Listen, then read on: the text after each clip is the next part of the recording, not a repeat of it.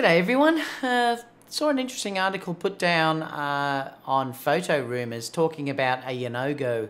I think that's how you pronounce it, Young Noo, I'm not sure. But talking about using a mobile phone. Now, ages ago, I was talking to people about that they should have a phone, and I thought that it was going to happen, where basically you would get this, where your phone was, or your lens was connected to your actual phone itself.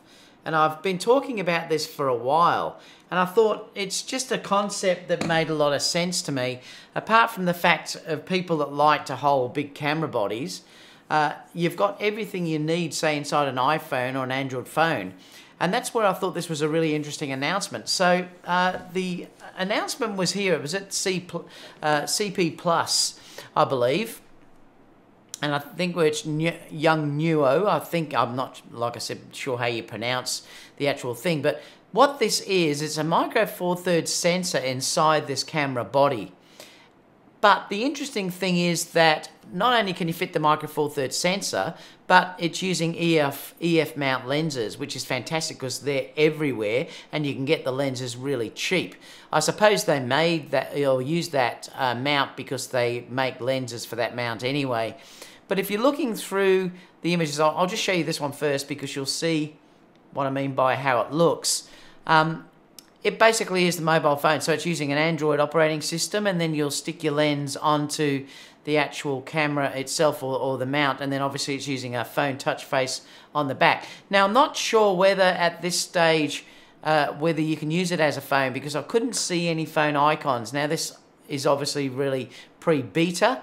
But it's just using your normal type phone interface through here. You know, if we scroll through some of these images, you can see there it's probably using a micro HDMI port or something, or a USB. Your slots there for your media cards. That's how it looks through the back of the camera. And again, this will probably improve. This is only probably a prototype. But really interesting concept. It really is. I mean, I'm not sure it looks that fantastic or beautiful at the moment, but it's certainly something where you could see how they could do this, say, on an iPhone or something. I mean, it would be amazing if Apple got on board and did something like this, or Android did it as well, or Google. You can see there the micro four thirds sensor. Obviously, if you wanted to go much bigger, it's probably going to end up being too big for the phone body itself. But you can get quite good results from a micro four thirds sensor anyway, so you know, I think that's pretty good. You can sort of see the size. It's definitely thicker than a mobile phone though. I suppose they've had to allow that for the mount and also to fit the sensor in, so they probably can't do that in a camera thickness. If you look at how thin, you know, an actual iPhone is, this is in a case, but you know, if you look at how thin that is, it's let me just get that to focus. It really is super thin. So you're not going to get it that thin looking at these. But again, really interesting concept. A lot of you are going to go, yeah, what a waste of time or whatever. I'm not sure what the door opens up to there. That may be the battery, I suppose. Your shutter buttons here. Obviously, there's no quick buttons, or I couldn't see any. I'll just see if it brings up anything else. This is the software that you can use. Obviously, that's your aperture, etc. You can set your shutter speed through this as well. But really interesting concept. At least something different's come out, and I love seeing new things. It's not something probably that I buy, but you know, it just shows where this could actually go, and I thought I'd really be interested to show you guys. So I'll stick the link down below so that you can have a look at this. Let me know what you think about this. I think they've probably done the right choice with using the Canon EF mount because, like I said, there's a million of these around. They're basically everywhere. And very, very cheap. But yeah, let me just stop that and I'll just quickly sum up.